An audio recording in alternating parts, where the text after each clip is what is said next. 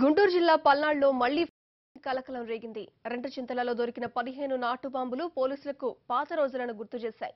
గతంలో ఫ్యాక్షన్ కు అడ్డాగా ఉండే పల్నాడు ప్రాంతం ఇటీవల కొంతకాలంగా ప్రశాంతంగా మారింది. ఎన్నికలు సమీపిస్తున్న వేళ రాజకీయ పార్టీలు తమ ఉనికిని కాపాడుకునేందుకు మళ్లీ ఫ్యాక్షన్ కు మద్దతిస్తున్నారు.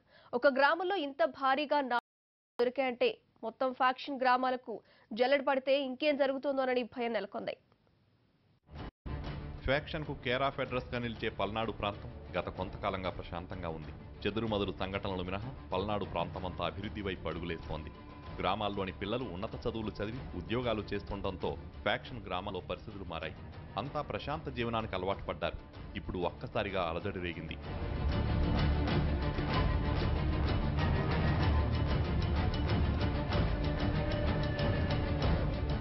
పోలీసుల కార్డన్ సెర్చ్లో రెంటచింతల మండలం మంచికల్లులో 15 నాటు బాంబులు బయటపడ్డాయి.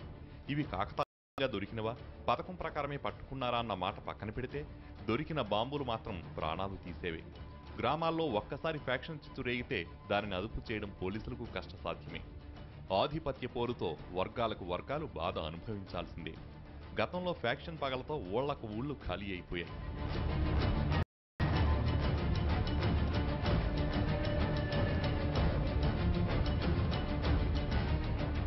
మంచికళ్ళలో దొరికిన బాంబులు ఓ పార్టీకి చెందిన వ్యక్తిగా పోలీసులు భావించారు.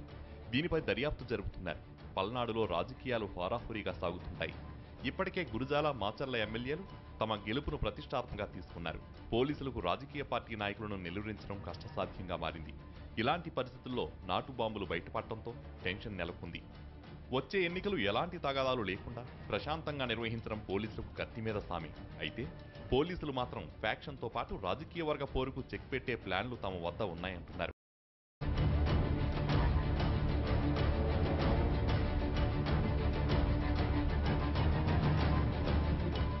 పల్నాడులో నాటు బాంబులు దొరకడం ఇదేమీ కొత్త కాదు. 2014 ఎన్నికలకు ముందు కురజాల మండలం సంగమేశ్వరంలో జరిగిన కార్డన్ సెర్చ్లో 12 నాటు బాంబులు దొరికాయి. తర్వాత అనేక గ్రామాల్లో కార్డన్ సెర్చ్ చేసి ప్రజలకు కౌన్సిలింగ్ చేశారు పోలీసులు. ఆ తర్వాత ఫ్రెండ్లీ పోలీసింగ్ పేరుతో గ్రామస్తులకు దగ్గరయ్యేందుకు ప్రయత్నించినా అప్పుడప్పుడు బాంబుల మోత మోగుతూనే ఉంది. పంచాయతీ ఎన్నికల నుంచి పార్లమెంట్ ఎన్నికల వరకు ఇక్కడి రాజకీయాలు వర్గపోరిని నమ్ముకుంటున్నాయి.